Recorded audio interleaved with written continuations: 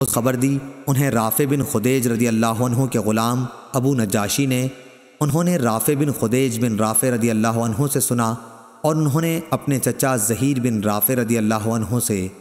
زہیر رضی اللہ عنہ نے بیان کیا کہ نبی کریم صلی اللہ علیہ وسلم نے ہمیں ایک ایسے کام سے منع کیا تھا جس میں ہمارا بظاہر ذاتی فائدہ تھا۔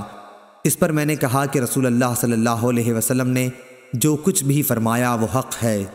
زہیر رضی اللہ عنہ نے بیان کیا کہ مجھے رسول اللہ صلی اللہ علیہ وسلم نے بلایا اور دریافت فرمایا کہ تم لوگ اپنے کھیتوں کا معاملہ کس طرح کرتے ہو؟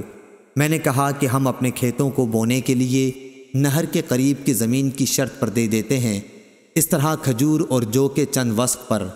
یہ سن کر آپ صلی اللہ علیہ وسلم نے فرمایا کیا ایسا نہ کرو، یا خود اس میں کھیتی کیا کرو یا دوسروں سے کراؤ، ورنہ اسے یوں خالی ہی چھوڑ دو۔